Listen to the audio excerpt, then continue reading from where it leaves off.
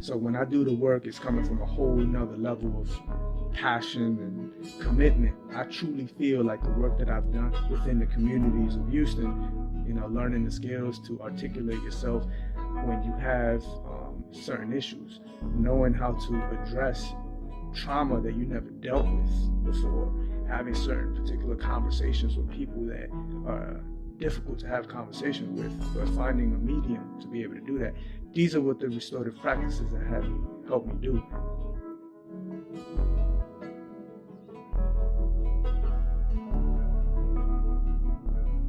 Welcome back. This is Carlos J. Malave, and with my co-host DeAndre Hinton. Got it right this time. Or we're gonna call him Dre. Thank you. Right? This is Translating Success Podcast, episode 2. First episode, we introduced it. We went over what translating success is, what it's about. It's about having the conversations to talk about different types of success and how men can process and identify it. So today we're going to talk about something different. It's going to be a little different than last episode. Dre's been going through some stuff, I've been going through some stuff, and we decided to go with the topic since it's relevant and it's true to us right now, trauma, and how we deal with it and how men deal with it, and how we're dealing with it now and how we approach it and view it. So that's going to be the topic for today, and we'll cover as much as possible. We'll have conversation, and we'll go off of that, and I hope y'all enjoy the episode. So the first question I want to ask you, Dre, how were you introduced or presented to how to deal with trauma in your life? Man, I can honestly say, like coming up, like, we didn't see a lot of it. Yeah. I guess, I don't know if that was make a point to it, but like, if there was like any like trauma, drama, anything like that, like typically the family kept the kids away.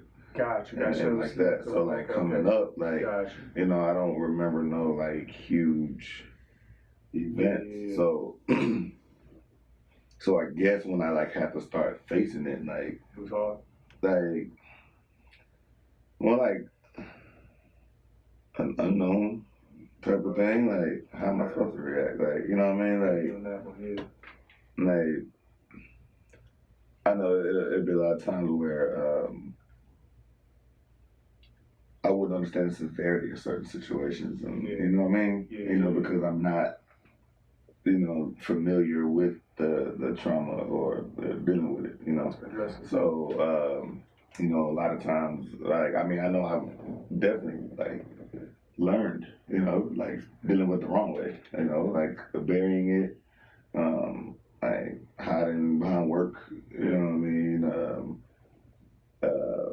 avoiding it, and stuff like that. So, it wasn't until, I guess, when I started counseling. Okay. A few years ago, when I actually did it and talked to him, it was it made it comfortable because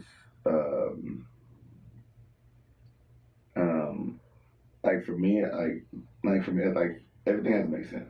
Yeah. You know what I mean? I always try to make things make sense. So sometimes these frustrating and traumatic situations when it doesn't make sense for me. That's when it gets me. You know what I mean? I can't connect it. I can't figure out why. And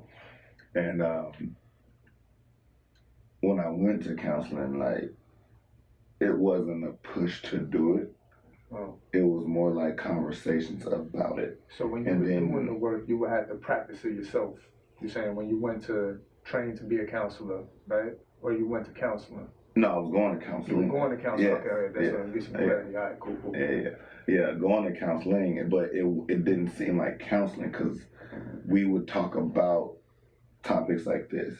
Yeah. And then she would find a way to ask me, how can I relate to that? And then that's what it opened it up. And I'm like, dang, before you knew it, like, I was so comfortable with just coming in there and talking to her without her asking me stuff. Word. You know what I mean? Okay. So, like, I think she took the logical approach, you know, to, like, dealing with things, like talking about how to deal with things. And then, you know, when I would start to open up, it would kind of make it easier to, for me to see, like, her point of view. Gotcha. Or, you know what I mean? Like, so to understand a little bit better when she kind of, I guess, put it to me in a way that I think. Yeah, makes sense. For me, very similar with dealing with trauma and conflict in my household. My parents have tried their best to keep us away from seeing it, but that was difficult. We saw some things that maybe they felt we shouldn't have been exposed to, and this and that, which is interesting because being a parent now, I feel different about it. I want my daughter to see how I have arguments with her mother or with other people, so she has healthy ways of she gets to witness healthy behaviors, right, when it comes to dealing with conflict. That's how I feel like. And I also come from a family household where everything you try to keep it away from the kids and protect them, and shouldn't see that at a certain age. But then we never really given the tools as we get older to actually deal with it. We have to figure that out by ourselves, which is crazy. So I definitely have a similar experience with that. When I was exposed to the things that I did see, I did notice that my dad had his own trauma, right? And he didn't know how to address it and deal with it properly. So he went on to what many people do. He tried to numb the pain and the trauma with alcohol, right? And other things to, like, distract himself from actually addressing it, right? So I saw that behavior, and he tried his best. And I really think, like, alcoholism is a disease, right? And it is hard to get out of. When you're growing up and seeing somebody close to you dealing with it, immediately you saying, yo, just why can't you stop? Just stop drinking. Like, that don't make no sense. But as you get older, you start to understand how difficult that is when you're addicted to something, right? And then when you don't deal with trauma even more, right, and you ignore the trauma and try to numb it with this distraction, it becomes harder to just let it go because that's all you know. And as I learned my father's history, right, he had a lot of trauma in his life he never addressed. We had, like, random conversations. I think that's what I would tell people, just having those conversations just to start, right? And I think this is why we have in this podcast now, to open up the doors to this type of conversation that men can have and women too. But, like, I'm focused on the men trying to, like, break those walls now, right? It's very personal to me because my father, he dealt with a lot of trauma. Like, he was dealing with he grew up very poor. He didn't have certain things, and he used to he witnessed a lot of abuse, verbally and physically, from relatives and people around him. He was teased in school, and then he was in the era where teachers can hit the students, right? But they get permission from the parent. And my grandma gave the school permission to hit my father. And the things he was telling me he was getting hit for, I look back now and I'm like, yo, that's crazy. Like, that's just like some crazy, like, mentality to have. It's more like controlling the student than teaching the student, right? The way he was the stories that he had told me about. So there was a lot of anger built up and trauma that he never really dealt with. And I said, when he was just from a little kid, he seen his parents fight and, get physical or, like, get in an argument, like, throw something, break something. So being young, you're seeing that all the time and you don't know what that is, right? Or if that's normal or not. And he never really addressed it. So I started noticing that and then starting to have these conversations with him, like, what happened to him, right? And then I started to see, oh, damn, like, he never really had that conversation with that person. And before my father died, he started having those conversations more. I remember he went to Puerto Rico, where my family's from, and he went and had a conversation with his older brother that they weren't cool for a long time from what had happened years ago when they were kids. He was one of the youngest kids and his brothers that were older treated him, because my grandfather died when my dad was 7, and his older brothers were much older, and they came back and tried to discipline him like they were his father. So there was a lot of that, and he never had those conversations. Although they were trying to do it out of love, there was a lot of things that were being done there with the addition of everything else that built up this anger, this, like, you know what I mean, this trauma in him, growing up. So, I started seeing that in my household as like, okay, I I don't want to resort to ignoring it, right?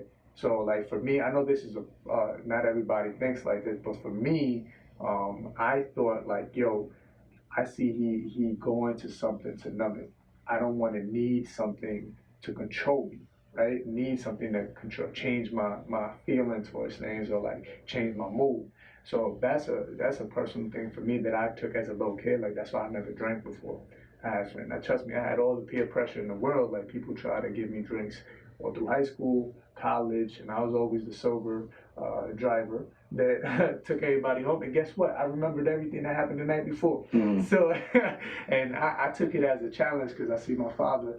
He would hold in so much, and then when he would drink, he would like be like, he had moments where he's angry, but he would be like happy and life of the party type person. And I saw that. I was like, yo, I'm gonna just be the life of the party without a substance, right? So I took that on, and then when I started doing that, I really didn't see the need in using something to change my mood. So going off of that, when I kind of like figured it out on my own, but I do agree, like we didn't have the tools to like address it. Like it used to be like, yo, you're too young for that right now, or you don't need to know that or do that right now, have that conversation right now. You're too young or whatnot. So I grew up in that, and trying to figure it out, and I reached out to mentors. What you said when it came, you went to counseling for it, and you saw a different way. Was there someone? How old were you when you started counseling? That was recent. Oh, that was recent. Okay, so did you have 2 years ago. did you have any mentors that you can go to and talk differently with that was outside your household growing up?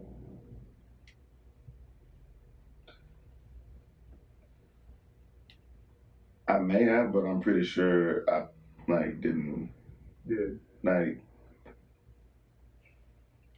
I guess like for me, like coming up with like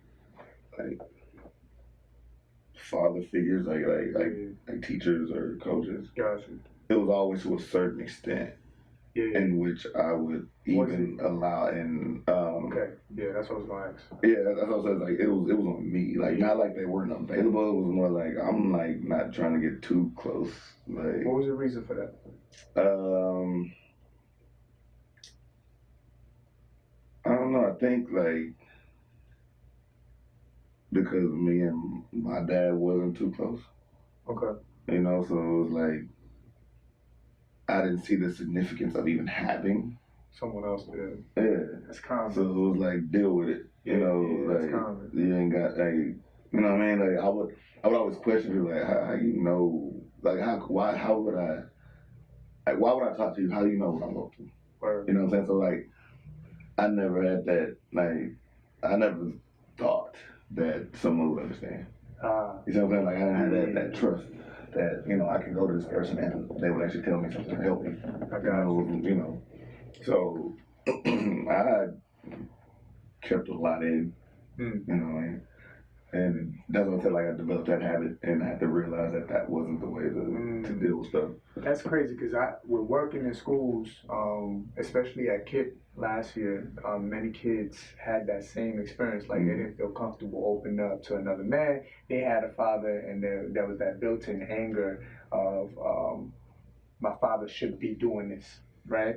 And then since he's not, I'm not gonna let anybody in, right? Yeah. And for me, the crazy thing is I connect with that a lot. But I remember my father, he was a great father. He did his best to try to be there as much as possible. But because of his trauma and then the way he was dealing with it, kind of got in the way of certain things, especially growing up as a teenager, right now I may seem calm and I may seem mature and all that, but I was a teenager too. I would talk bad, I would be angry, and I got in a lot of situations where a lot of things seem hypocritical to me, right? And at that age, I don't really know, right? I'm just thinking like, yo, you just need to do your job, right? And when you're dealing with this, you can't, have that mess up what we got going on as a family, right? So I gave him a lot of stuff like that. But and then as I got older, I started understanding where, living my own life as a man, going through my struggles and seeing like that, like, life is just hard. You know what I mean? And we got to find a better way of learning how to be better individuals, better men, better women earlier on, right? Not waiting for school to do it, but like how is it? Can we do it in the household and make that normalized? You know what I mean? But with my father, he was a great father, and he kind of the best thing my father did was that he didn't feel any type of way by letting other men in, right? I had two coaches. My biggest mentor, Coach Powell, Rob Powell. He was, and when we moved to Long Island, Bellport, New York, um, he was like the guy who owned he was the director of the Boys and Girls Club of the neighborhood. He ran basketball camps. He did a lot in the community, and he was like this smooth, old school. I swear he never aged. Like this dude looked the same for like 20 years, like straight up. But smooth, older black man, where he talked proper. He could go in different spaces. Like I said in my first episode about having those type of mentors that go in certain spaces, he was that guy. Wear a suit, whatever, and then he get the respect from all the people anywhere he went, right? And he like once I latched on to him, he became my mentor, and I had that anger with my father, but my father filled his gaps, and then the ones that were not filled, right? He allowed for other men. So, like for example, we had like a Super Bowl. I think it was in 2004 or two. 2002, 2000 to 2002 to 2004, one of those Super Bowls, right? He had invited my coaches over to have like dinner, a Super Bowl party, and we were like cool, interacting, blah blah. So he would do things like that, and he knew that I was building this relationship with these men. Like the things that my father couldn't offer me, he didn't mind other men coming in and doing it, and I respected the hell out of my father for that. I know that wasn't really common growing up, but like with that door open, I had that anger. Like I did have that anger. Like why can't my father do this? Like I want my father to do. Like why can't I talk to my father about this? Right? I can talk to my father about this and that, but why can't I talk about this with him? And that pissed me the hell off, especially as a teenager. But I didn't. I think for me, I didn't want to miss out on the opportunity to grow. And I feel like with these men that I was fortunate to be around, it was Coach Powell and ironically another guy called Rob as well, Rob Garantes, right? And they were both my coaches, and they took me under their wing, and it was more than just basketball. It started with basketball. I was going to the parks much earlier than everybody else, leaving much later than everybody else, and just training by myself. So to the point where Powell started passing me the ball and then giving me tips. Then Garantes started, taking me home, and then helping me out with certain tips or whatever. And then it started into like talking about relationships with girls that I was with, and then I started asking them advice about school, this and that, and how to deal with certain things that came up. So it kind of just happened like that. I was fortunate to have that, but there was a lot of anger there. Like I wish I could do that, but I didn't. I didn't want to miss out on the opportunity to learn games. So like those are the OGs that I felt that I can grow as. So I felt that open. Like okay, my father set me up to be better. He always said, my father always told me, you're supposed to do better than me. You are better than me. I'm gonna tell you you're better than me. So you need to do better than me. I may not know how to teach you, but all the way, but like you're gonna be better than me. You're gonna believe that. So with that in mind, it was kind of easier to be like, okay, let me take this game from here, take this game from here, and then I still have my father. You know what I mean? So yeah, so that's crazy. I think a lot of men go through that, like wishing they had their father in certain areas that he just couldn't. And that's the crazy thing because sometimes they just can't be that. We try to put them in a box that they may Yeah. not fit. And my wife said this before. She was just like, her father wasn't in her life, right? Which is crazy. And I used to, at the beginning of a relationship, I used to get mad at that. Like, I used to be like, yo, he's a deadbeat, this and that, blah, blah, blah. And why can't you talk to your father like that? Or like, 'cause he would call and she would have regular conversations. She wasn't bothered by it. I'm like, how can you do that? That makes no sense. Like, how does that happen? And she was like, in the most mature way, it's like, listen, I'm grateful that he wasn't there, because I'm looking at other situations that he knew he couldn't be what he needed to be for me. So he subtracted himself from the equation. Because if he was there, I may have been grown up more damaged. Because of that, for her, not talking about for her siblings, but for her in particular, she said that it kind of helped her like look at her mom in a different way, and she saw strength in a different way. Like her mom just handles stuff. She said she don't need that, so she took that under. She went under her mom's wing like that, and that kind of built her up. And she wasn't, expecting stuff from men or like feeling the need to be under, that stuff. So it kind of like benefited her. And I was like, damn, I never looked at it like that. You know what I mean? So that was crazy. My bad. I know you want to say something off of that too.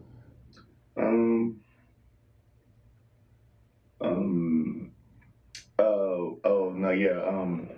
Like, coming up, like say you had mentioned like the anger. Yeah, the anger. And I was like, I want a little tangent. to me,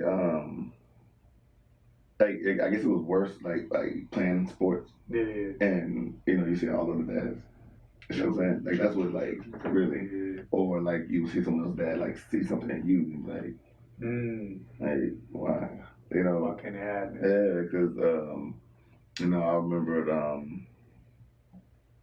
like in high school, like that's when I really started getting serious about football or whatever, and it was and I was like, I see all these other players, man, their dads and they out there, this, making them do this and this that. It's like I ain't have all that. It was me, you know what I'm saying? Like my mom worked so much, my older brother was doing this thing, so it was like all my motivation came from me. Yeah. You know what I'm saying? So,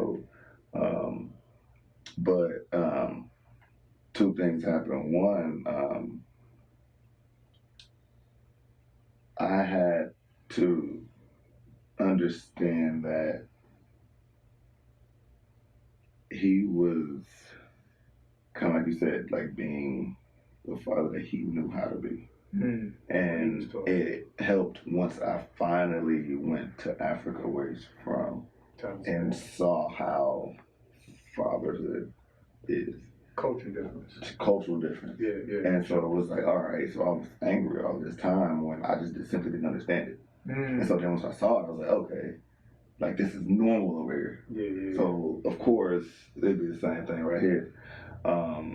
And then kind of like Melissa was talking about, like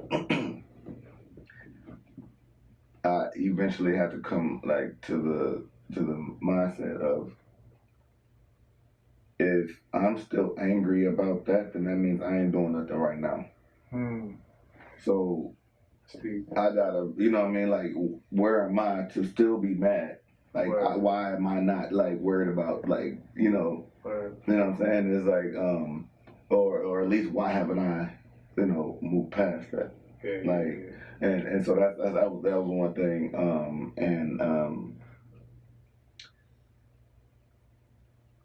Also, if I and it's more like anybody. I feel like for this anybody, like when you're content with where you are, like when you at a point in your life where you're at peace, like you're happy. Not happy, but you appreciate that. Yeah. Regardless if that's what you wanted at that time. Like she was saying, like I kind of appreciate him not being there, because maybe if he were to, something would have been worked out the way it is. Yeah. Right. Same way with me. Like if he didn't understand me, like I was different culture than him, how would he be able to work? You know what I'm saying? And I had to understand that because of the fact that I didn't grow up like he grew up, or I didn't grow up from the same country that he grew up in. I won't understand like the stuff that he would do, or so. What was the differences in Africa that you noticed? it wasn't looked upon like bad, I guess, for like you to have a family, but then be like away from working. Well, yeah. Just So working. like just send the money back. Like that's taking care of your family. Okay. You see what I'm saying? Like it wasn't always like father son like closeness. So I guess come in America, that's where you see it at. You know, you're always preaching, you know, being in your son's lives and this and that. As to where I said over there, it wasn't looked upon as it's a negative thing because of the fact that you wasn't there every day to to be a part of it. It was like it's okay to just have the wife raise the household while you go out and, you know. So and I guess again like you know, even from like last episode I was talking about like for me knowing the end game is important. So I'm like, well, when you're looking at that scenario, you know, for the way they do it out there, and it's like, okay, the end game is to simply have my kids more successful than I was. You see what I'm saying? So regardless if this is how I choose to take care of them or if I choose to be closer, the point is for this kid to be better. Yeah. You know what I mean? So it's like, if I get to the point in my life where I'm feeling good about myself, then yeah, I better. Yeah. You know what I'm saying? And that's kind of, you know, so, but I guess you got to be careful with that too, because you don't want that mentality to cover up some stuff that you actually need to deal with, or conversations you actually need to have. You know what I mean? Like, and again, now like mistakes I noticed is like once I made sense of it, I kind of dropped it, not knowing that I kind of didn't deal with it. I just you know figured out, okay, this is why. Boom, it's over because I know why. Not necessarily like, okay, I'm still pissed off about it. I'm still hurt about it. You know what I mean? Like, I would understand something and find the answer to it, and I'm good. Yeah, that's crazy, man. Cause like you had to go back to the motherland to see that, right? And connect the dots for yourself. Like where for me, what I said was talking about earlier. I had to connect the dots by hearing my dad's stories, like asking the right questions. And that's what I talk about in my book, Translating Success, where I'm asking you to come up with the right questions, right? Because I was asking the wrong questions for so long, and then everything changed when I asked the right questions, because I was able to have those conversations with my pops that like opened doors that I didn't know were there, right? And then I saw different perspectives, and I started understanding things better. So I would advise everybody to do that. And it's crazy, you was talking about like at the games and all that. It's crazy how, you know, everybody wants what they don't have, right? And I remember my dad, he was a big supporter. My dad, he would be at every game bugging out. Like, he'd be the loud. And my dad was G'd up. My dad had tattoos all up his arms, right? My dad was straight. My dad was from the street. And he did construction for many years. And he made a good living, raised his kids right, whatever. But you know, you can get up out the hood, but the hood can't get up out of you. That's what my mom was like always at all my games. Yeah. And like she was like the loudest, but like for me, it's like if I saw her, I'm good. Yeah. You know, and I remember it was one time in a football game, right? Yeah. We're in the stadium, like, you know, not like at the school, you know, practice field, like this is the stadium, and like. I for some reason I was like, man, she ain't coming. Like, you know, and like we're on the field calling like plays, like, and I like, you know, I looked, like, and as far like it's like I think about it now how far I was from the bleachers, like the stand, like you're in the middle of the football field, and I spotted her, and she actually saw me looking at her, and she was like. The very next play, I leveled somebody. Oh man, I took his head off. I took his block off. You know what I mean? But it was like that was enough. So I do have to give a lot of credit to my mom because it was like we gotta appreciate what we actually did. A lot of times like I really didn't feel that you know that and don't get me wrong, he wasn't out of my life. We just wasn't close. It wasn't close. As close as you wanted. I couldn't talk to him like I would talk to like my uncles or something. And that's the thing. My father, right? he did this very, and that's what I was saying. At the games, he'd be the loudest. He'd be like, "Yo, Carlito." When I was younger, my dad's name is Carlos as well, so I'm Junior. And my father, I would be Carlito, in Spanish, younger Carlos. So he'd be like, "Carlito, baba, quiero boy, baba." He had a thick accent. Like, my dad learned English on the street. Straight from Puerto Rico when he was 18. He started working construction. But he'd be super loud, and I used to be like, "Damn, Papa, it's chill." Right? Because and then he started telling me how I should play in the game. And that threw me off. I'm like, yo, chill out. Like, I know what I'm like, relax. And he'd be like, "Nah, you being a punk butt," in front of everybody. So it'd be like in the middle of the game, he don't give a damn where he at. Like, he could be behind the bench, across in the bleachers. Everybody know that I'm his son, right? And I used to be like, "Damn, bro, like that's embarrassing." I had to build my confidence up to a point where, like, you know what I mean, well, catalyst my game, like I was talking about in the last episode, about like working on my game so much that the confidence just came, and I had part to do with it. I was like, I don't want to, my pops putting on the show or whatever, you know what I mean? But super supportive, and always there. But with that, like my father, I remember there was this one game, I hit a game winner, right? And this dude, he was up on the top of the beach. He ran screaming, "Yeah!" He then slipped down the beach. Everybody watching him, he get up like nothing, pop up, he saying like, "Yeah!" He pushing everybody away. My dad like 5'5", right? My dad was 5'5", so real short, but he real bulky. He used to work out, and he put me on his shoulders, and he was like screaming and all that. So I always had that support. But when I was going through it, I didn't really appreciate it the way I should have, right? Because I knew people didn't have it. So it's just ironic that, you know what I mean, we always want what we don't have. But my father was always supportive, and because of that, my mom never showed up to the games. She was like, "Your dad got that. That's his thing." My mom took care of the academics. My dad was like the sports after school activities. That's you, and he took pride in that. You know what I mean? So, but it's just crazy how things work out. When you're young, you only watch what you don't have, right? And then take some time to appreciate, or you need some mentoring around you to like actually appreciate what you do have. Like you said, your mom was there hard for you, but the idea of your father not being there the way you wanted him to be kind of like blocked a little bit of that appreciation, right, for your mom. And I think that happens more often than not. And I think that's why we need to start having these conversations. Hopefully, the kids hear this and start seeing things differently. And that's why I'm big on bringing up this topic of trauma and dealing with conflict and everything like that. So with that, you know what I mean? I know you've been going through a lot, and I've most certainly been going through a lot. I talked about it on your podcast, to sit down, and I talked a little bit about it on the first episode, but you know, this is still raw. Like I'm gonna be real with everybody on here. Like my dad committed suicide January 10th, 2019.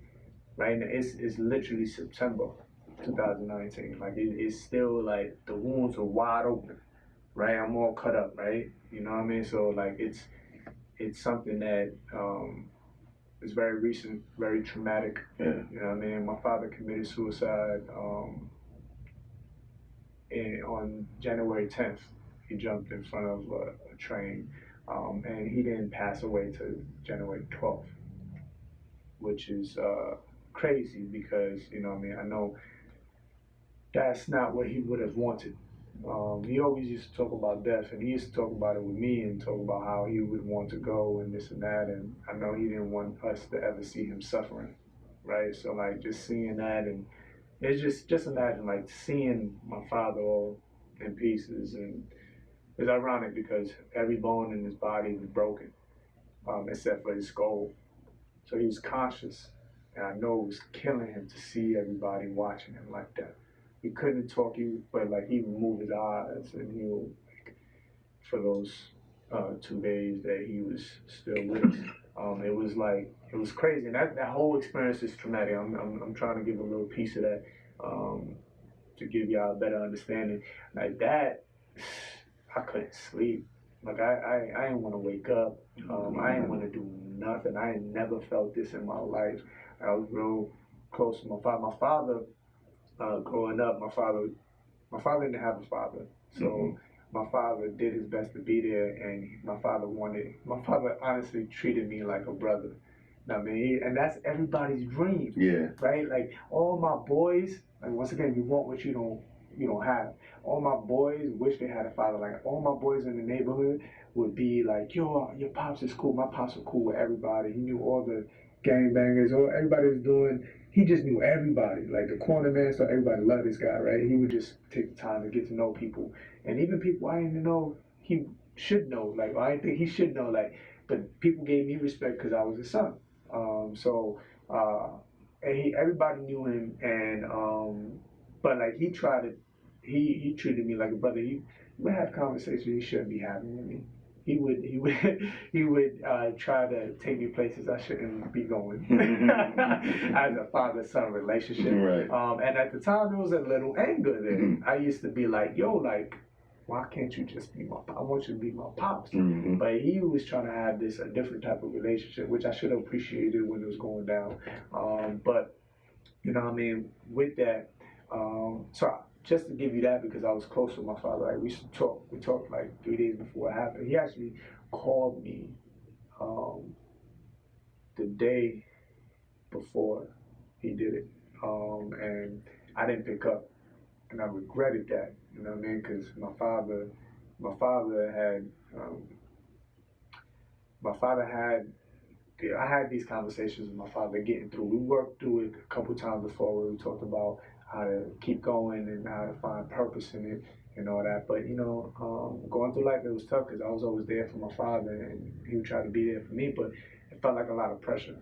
I was trying to create my own life and all that. And then, me trying to focus on being a father now and being a husband, I guess I wasn't able to be there as much, and he tried to keep things away from me as things came along. Now that my daughter's getting older, but I missed that last call, and my wife said it to me.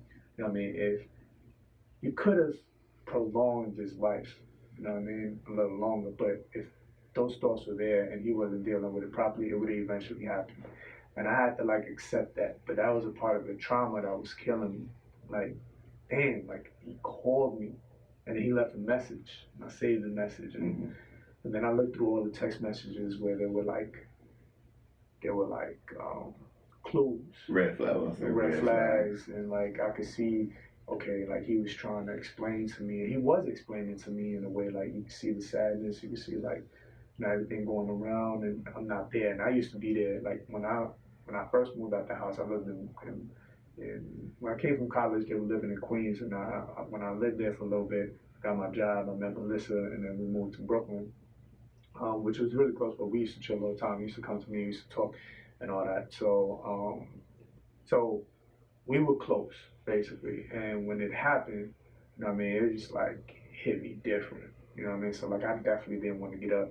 I didn't want to do anything. I didn't know how to talk to my wife. I didn't know how to be around her, my daughter, and communicating with people in general. It was just tough, and immediately I just had to like open up different doors. You know what I mean? Like it's crazy how people like sometimes underestimate like those simple things, like get reset when something happens.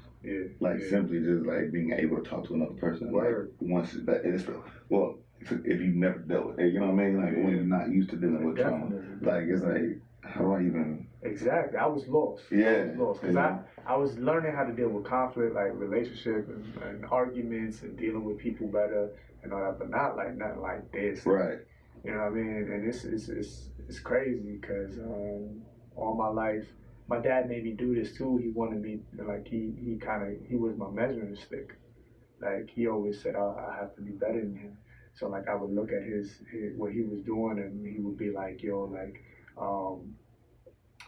you're doing great, this and that, and I love what you're doing, you're better than me, and you're a better person than me. You used to always tell me that. And I kind of like built in my mind that he was the measuring stick, right? I have to continue growing, like my father wants me better, right? He got this far, I'm supposed to be taking it here so the legacy keeps going, right? And it's because of him. He kind of like blocked a lot of things from bad away from me to allow these paths that I'm on now, which I'm grateful for. But my wife brought this up, and she was like, I'm scared. for you, right? Because your measuring stick is gone. Who you looking at now? And that's where it hit me. It hit me hard when she said that, because it's like, I never even thought about it like that. I'm like, damn, it's not there no more. Who the hell am I? I'm not comparing myself no more. I have nobody to look at and be like, okay, you know what I mean? You know, I'm still working to be better than that. And once he was gone, my wife hit me with that question. That's why I was like, damn, I need therapy. Yeah. And that's why I started with that. Yeah, you know, like, I guess in a way, you know, there could be eventually, you know, you can get to that point where you're going to appreciate not having to compare yourself at all. Word. You know what I mean? The only person you should be measuring is the dude in the mirror. Word. You know, Yeah. like I had to learn how to be better than me from yesterday before I could be better than somebody else tomorrow. Word. You know what I mean? You know, with that, process is hard though. oh no, oh yeah, it's hard. No, well, the thing is, like, I'm doing that without having a traumatic situation like you just experienced. Yeah. Like, I can imagine how hard it is, you know, for that experience. And, you know, even so with me, is like you were saying, like, a lot of people wanted what they didn't have. Yeah. And like, I think about it and I look back, it's like, all right, well, not having that close relationship now, like then, like now, like, you know, like we live together, you know what I mean? So it's like,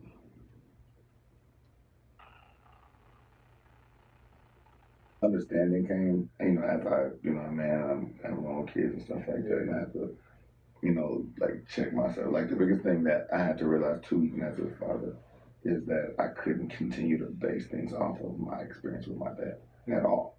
Because even when I kept saying I don't want to, you know, do this like him, and you know, you keep surrounding that in your head, and eventually you're gonna do it. You know what I'm saying? It's like, whether you want to or you don't, the more you think about it, the more it's going to happen. Yeah, for sure. Regardless, you know, regardless of what it is, right?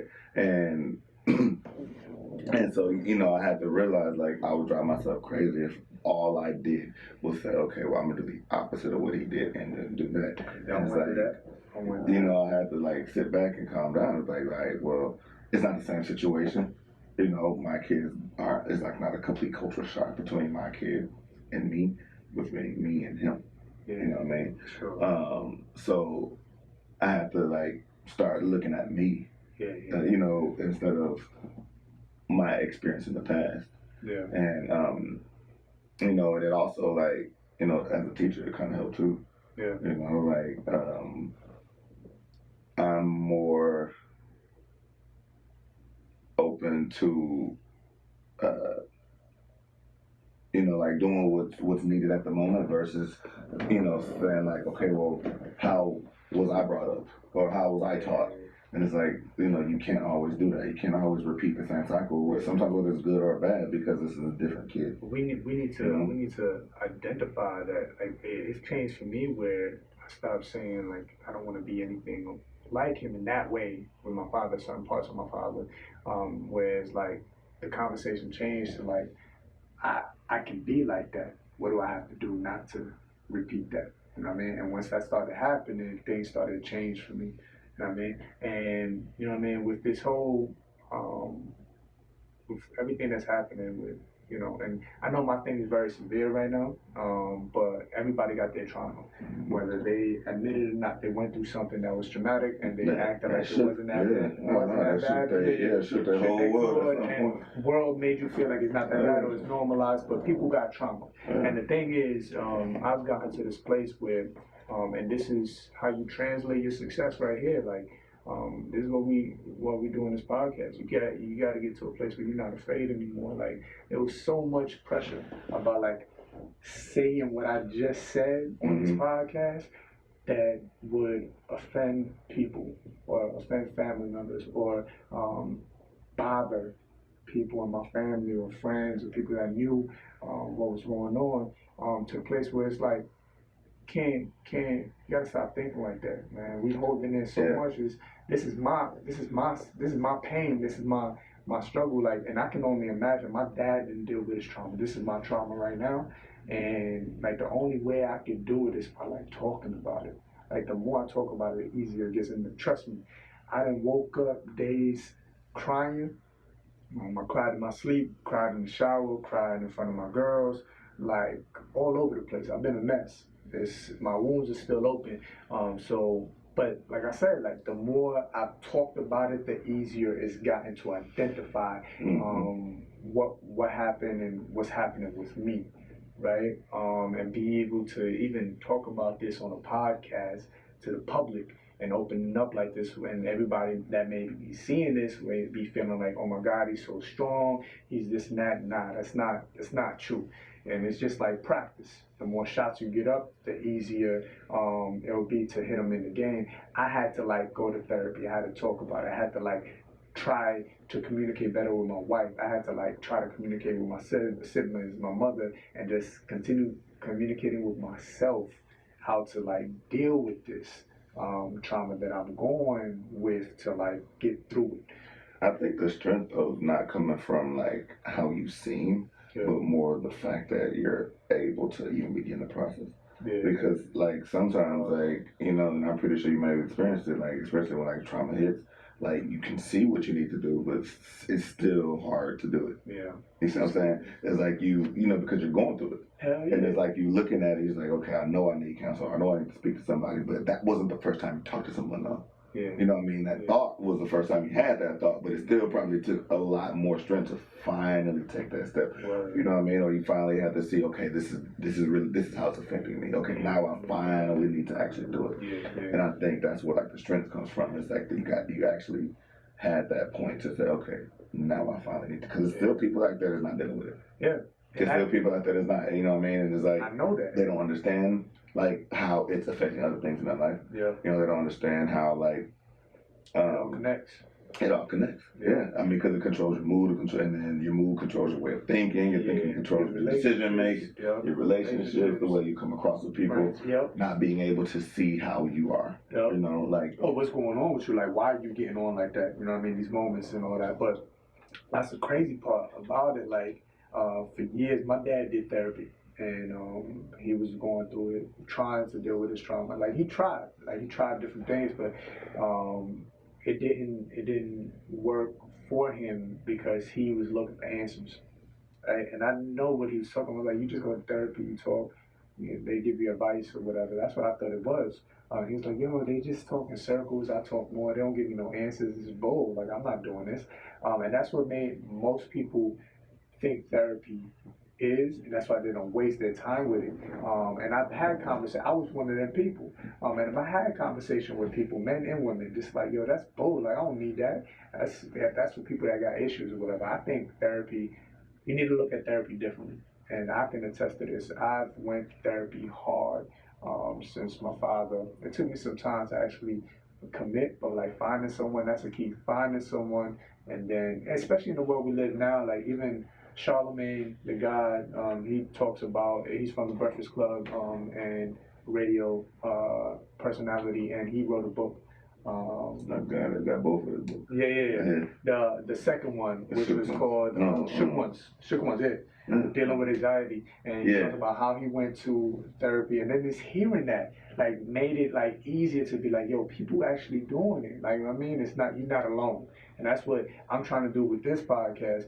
The way I looked at therapy, well, my experience with therapy, it clicked right away because I was there in a room with a lady, right?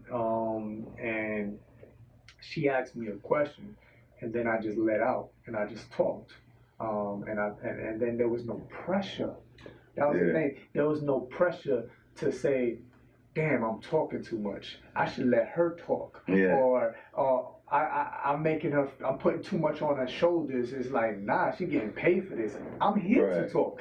So like, to that point is like, people told me all the time, like, I talk too much. Like, and obviously, this is why I do what I do. I get paid to speak, and I'm doing a podcast to talk like hell, right? But I told you, yeah, but like when I got to therapy, it just became that. Like, it was real talk. Like, I just didn't feel that pressure anymore. Like, I would think that when I'm talking to people, like, don't over talk, don't watch it, but all that goes out the window. Mm-hmm. And I was actually just to get it off my chest, and not looking for answers. And I wasn't even worried about what she was thinking about it. You know what I mean? I was just talking, and then from my talking, she'll ask me questions for me to continue talking about it, and then talking about things that I didn't even know what it is, or connecting the dots for myself. I was like, damn. And then that's where I was like, okay, that's therapy. That's how we need to look at that. That's how therapy needs to be broken down to people or presented to people. Like, it changed my life. Whereas, with my wife, it's always good to have a partner. My partner is the best. She's supportive. She's there for me. She holds me when I'm crying. She gives me those conversations and talk. But she has her own stuff, right? And in a relationship, you want to have that connecting back and forth. But then you putting too much. I'm putting too much on. You putting too much on that person. Then it can be like, and they don't want to share their stuff because you have so much stuff, and then there's some friction there. So if you do therapy, it can alleviate that pressure and then make it more even, where you get it off the chest. You do it so you can be a better version of yourself when you're with your wife or your husband, right? And if we look at it like that as a tool, right, to like better our relationships, better our situations at work, better our friendships, everything, with our kids and everything. It's just able so you can get it off your chest. You don't have to worry about it leaving the room. That person's licensed not to say nothing, not to do nothing with that, and it stays between you and that person in that room, the therapist, and that's what they get paid for. So that in mind should bring you peace to be like, okay, I got it off. It's there. I feel more comfortable talking about it. You go to therapy, you got to cry, let it out. Do that, and then it becomes easier, as you may be seeing me right now, where I'm able to talk about it and not shed a tear or not get emotional. Trust me, there's a lot of practice behind it. So like, you can use therapy to like just get it out the first couple times, continue doing it so you could be in a better place to like talk about it. And that's why I'm where I'm at. Like that was actually not even my first time going. Yeah. Like the first time was like when I was in college, and I think it was like right around like finals and stuff, and I was getting like stressed out. Yeah, like they were like saying like, there's counseling there, that's like, let me try it out. Like, it's free, might as well. Yeah. But like I was just sitting there like, I guess, and I even talked to the second person I went to for counseling about that experience, and I was like, I didn't like it because I guess because I was going there thinking, I was going there with the mindset that I have a problem, you have to fix me. So I'm sitting there like, all right, I'm not understanding why you're asking me these random questions and making me tell you about like stuff that I didn't even think about before, because that ain't got nothing to do with my issue right now. Like, I'm like, So when I went to counseling the second time, I was like, I don't have like a major issue to be fixed. Yeah. I just want to go to understand. Wow. You know what I mean? And so, like, I think her, being straight up with that from the first, like my first, how I looked at counseling and therapy and stuff, and for years after that, I was like, man, it's stupid. Like, I would never do it again. Yeah. But just reading a lot helped me, reading about your mind and the way it works. Yeah. And, and then just having more understanding made me want to do it and explore different things. And one of the sessions was like one of the most, I think what hit me the most was like when she came in, like someone that just close to her just passed. And she still had to have a counseling session, but you could tell she was still going through it. So it was like,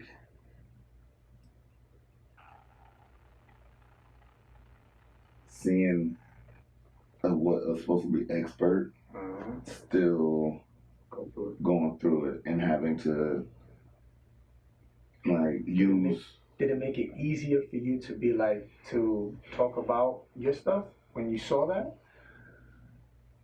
No, and remember, like, cause it made it easier for me just the way she came at me, like the way she addressed the issue, like not the way she made it like a logical conversation to where it wasn't emotional, and then like, cause like pretty much what she did was like talk about the subject of emotions, not mine, and then eventually I started talking about mine, all right. So, but what I think seeing her was like, I guess it kind of it let me know like you don't always have it all together. You know what I mean? Like the counsel, the therapist still goes through stuff. You know what I mean? That you see what I'm saying? Like, and so I saw that, like I saw her eyes like glossy, like knowing she just got finished crying, or you know what I mean? I could tell like even in the conversation with me, and like, and she didn't even like miss a beat on my issues. Like it's not like we talked about. Like she just let me know before we started, this is what happened, and this and that, and of course, like my next counseling session had to be pushed because of and it was funny, like it was through Fuel Ed, it was random. Like we at ESPRI, we did Fuel Ed, like empathy training and stuff like that. Like they also, like when I went back to the little where I'm at right now, like they were offering free counseling for teachers, and that's what I did. So because I was like, she said you come for free like throughout the year, and I pretty much went throughout the year on through, a couple of weeks into the summer too. So it was real cool, and one of the things I learned from like reading too was, and it kind of like goes for like dealing with trauma, and how we were talking about how like especially like guys, we tend to like, I can't stop and deal with that because I still have a family. I still got this to do, and like even and then I had mentioned too. I think it was on a sit down when I talked to a former veteran, and we had a conversation, and it was like. And he was, he's really big on mental health because, with the PTSD and all the things that he went through after that, passing up his wife and things like that, like it was tough for him. And I was like, it's hard because I can imagine like a soldier, like he's on the front line, like this is do or die, like you're in a war. You know what I'm saying? You can't think about trauma and what you're dealing with when bullets are flying. You know what I mean? You got that killer be killed mentality. We're asking that guy to start being emotional. That's crazy. You see what I'm saying? It's like someone who's so warped in their own world, now you're asking them to start breaking down and understanding why you feel a certain way. Like this is the guy who had to shoot train the other way. Completely opposite way. To block out all of that stuff so you can focus on what your mission is. And that's what happens with most men. We build the armor from the moment we all we doing is build this armor the whole time to like block off stuff not being teased, the way you walk, the way you talk, the blah blah. So like we build the armor the whole time. So we not learning how to do this when we out in society, right? We just learning how to protect ourselves. And the way to protect ourselves is keep things to ourselves. Protect your trauma sometimes, right? Because you don't even want to open that up. Because like when you I know for me, a lot, even like in relationships, it was like sometimes I didn't want to open up too much because I'm like, if this go wrong, she know everything. She gonna, you know what I'm saying? So it's like, nah, I ain't finna. I feel you. So so that right there. And then another I think. Like that was a moment like seeing her, like for me, like to see people, but like I think the breakthrough moment for like me personally is when I came to her about an issue I was having at work, which was typically all the time I came, most of my issues. She challenged me to think about it the other way. And that really stopped me because I'm not used to saying, well, what if that were, because you know what I mean, like when you're logical, you're always trying to connect. That's the way you're thinking of it. I should be connected. So she was like, have you ever thought about maybe this is going on because you're probably a good teacher, or because you're good at what you do? Because I'm like coming at her like, man, they got me doing this and this and now they want me to do this, and it was like it was just crazy. Then it was like you shouldn't even think about that, and not even like I think I took that to everything else in life. Like that's what made me first start like thinking about someone else's perspective. I started thinking about, okay, well, what if I'm not right? Like, what if that other that perspective may be what that person was thinking. So now I can understand their actions. You know what I'm saying? Yeah. And so like that was hard for me. And so going into reading, I had to learn. This is one thing like the biggest thing that I learned. Like and that's what helped me not think so logical all the time. Like when you think it's so logical and you're not understanding your emotions, you don't realize that your emotions are still like driving your logic. Yeah. You see what I'm saying? But I didn't understand that and I didn't realize that, right? And so you can't truly understand your way of thinking unless you also understand your emotions. You know what I mean? You can't you know what I mean? You can't really be your best self until you acknowledge all of that. Your stuff. And then once you learn the emotions, and you know what I mean, it's going to help. Like, okay, this is why I'm even thinking like this. Yep. This is why I can't understand another person's perspective, is because my emotions are attached to this particular way of thinking. You know what I think about with that? Off of that, there's a bunch of stuff I'm trying to get back to remember to say from what I was saying. You hit a lot of stuff, and I'm gonna connect the dots. Something that Steve Jobs said, connect the dots going backwards, which was profound. And I didn't understand when he first said it, but now I'm getting it. And from what you just said, we grow up as men, like boys going into manhood. And as we get older, we're building the shield, we're protecting it. And then we get to a place where we can't deal anymore. And then we have to make a decision on how to deal with trauma, how to deal with our stuff, right? Where it becomes connecting the dots going backwards. And I'm like, that's what he meant. And then it clicked to everything that happened with my father. And to go back on that, like my father, same thing. A lot of what my father felt was responsibility. On top of responsibility, the pressure. It's just like all this trauma here, but my kids need to be protected, so that goes on top of that. Right. My wife, I don't want to put that on my wife. Right. I got to pay the bills. Right. I got to make sure everybody around me is happy because I showed them that I have to provide that for them, right? So it just became responsibility where my father, and I do the water exercise, my demo, in my speeches, where the cup gets over full. Right, and by the time you try to go into the cup of water and pull out the trauma at the bottom, when you go into a cup of water, you start making mess, water falling all over the place, and that's the idea. When you get to it and you've made so much of a mess, no one cares when you do get it. So that's why you need to get it as soon as possible, right? Before it gets too deep. And my father's cup was over. It was overspilling, right? It was filling already. And that's what happened with that. And then to go back off of seeing your counselor get emotional, because it's ironic, I had that experience when I went back to work. I was the Restorative Justice Coordinator, as I said before, at Kip Houston High School.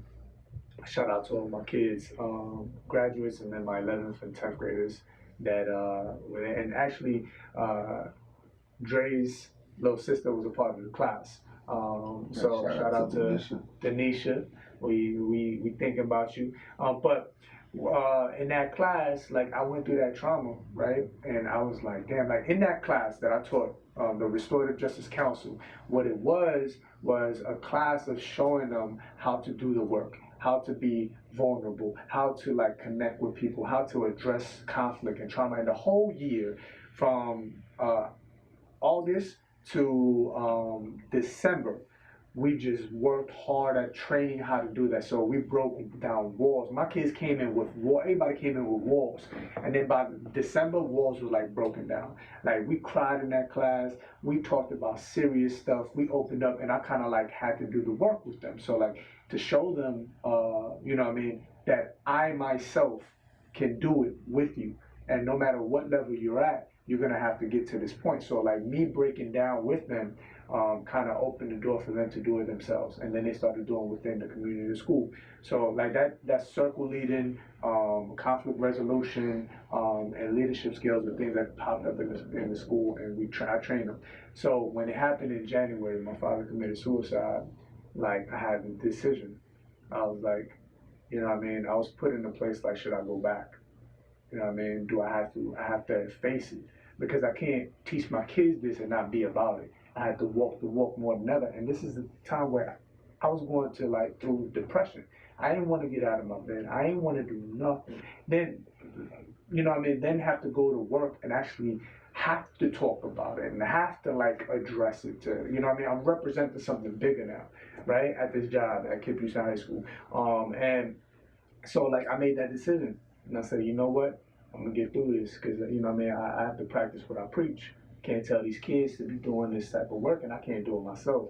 So when I went back, and this is what your counselor probably felt, like that responsibility, like this is your work. And this is why in my practice, when I'm working with schools and doing PDs and everything, I preach about it's not just something you do within the confines of 8 hours of the day at school as a teacher, administrator. This type of restorative practices that I teach is a lifestyle practice. This is the stuff that you need to take outside the walls, work on your own life, and then bring it into the school, and then the kids can read that. Kids can smell fake from a mile away. You know what I mean? So like for me, I came in and the first day, you know, they knew about it. I had told the principal to tell them what had happened, and you know, they were all emotional, and you know what I mean, and they wrote this big old letter. When I came back, I didn't expect nothing, and they gave me a whole big hug, and they were surprised I came back so soon. They were shocked. And then the first day we had circle, and I just broke down and told them what I was going through. And that was basically my first therapy session. And you know what I mean, within the confines of the job, like that's like you created it. You created your own therapy session. But like something, there's only certain lengths I could go with that conversation with the kids at school with my job title. So I wasn't crossing any lines, but I had to open it up a little bit and not try to play like I'm perfect, right? So, and I had to open it so that they can do it themselves. I wanted them to get the real so that when they go through their stuff, and that's what I said, when y'all, I'm doing this so that when y'all go through something, you have an example. You know what I mean? Because and that's what we need, right? So I felt that responsibility, and it was so powerful for me. And I seen the class shifted after that day. I came back, and everything was just like I earned their respect on a whole nother level. And then the connections got even deeper. The work got even more meaningful, right? And change started to happen. Whether whoever outside the class wasn't seeing it, like other teachers are busy with other stuff and administration. A lot of stuff was happening in school, and then I was going with my own stuff, but so much growth happened in that class, and I respect, and I see a lot of good things happen out of that Restorative Justice class that I had at Kip Houston High School. So, and I'm still connected to a lot of them, and I look forward to connecting with them in the future as well. So, but like with that, I just feel like, you know what I mean, it just hit me, because you was talking about your counselor doing this, seeing her go through it, and I'm pretty sure she probably felt that responsibility like I did, to actually go into doing the work, you know what I mean? And it changes everything, you know what I mean? So, and that's why we had this podcast. We talked about trauma today, and just having, and this is why we having this conversation with you guys right now on this podcast, to like open the conversation up, whether it's a conversation you need to have with someone, with yourself. This is something to kind of build that confidence. We leading by example right now, and we taking pride in that. We've opened up in more ways than we thought we were going to go to in this podcast so soon. But you know what I mean? The work is bigger than me. It's bigger than you, and it's about making real impact and change. So, and I hope to keep on growing with this and doing what we got to do to like bring these conversations to the table. So I appreciate you, D. I know you going through your own thing, and you got a lot going on, and for you to open up in this type of format as well. I know it's difficult for men all across the board, but like we got to save our lives, man, and that's what it's about. It's about changing the narrative, and that's why I'm all for like, you know, putting myself out there as an example. And like I said, once again, like we gotta stop worrying about what people think. That's what kills us the most. We have to get to a point where it's not about letting it out and letting people know your business. It's about you being able to identify what the hell is going on with you more and more every day and every time you let it out. To the point, the more you understand yourself better, it don't matter what everybody else knows because you know it better. So that confidence will come through like in a whole nother level. Like they can't break you with the information you already dealt with. And honestly, if you think about it, with kids that got teased, and I've gotten teased, and you know, my boys got on me or whatever, it's with insecurities, right? When they hit a joke about an insecurity that you have, it bothers the hell out of you, right? Because you haven't dealt with it. And I think getting to a place where you deal with it, there'll be less insecurities, and therefore there'll be more confidence and more understanding of self. So, yeah, man, I appreciate you. You know what I mean? Thank you. Episode 2 in the books. I think it's one of the great ones. So I appreciate y'all. We'll be back. Try to do as many as we can with these. Y'all have a good night. Appreciate y'all. Later.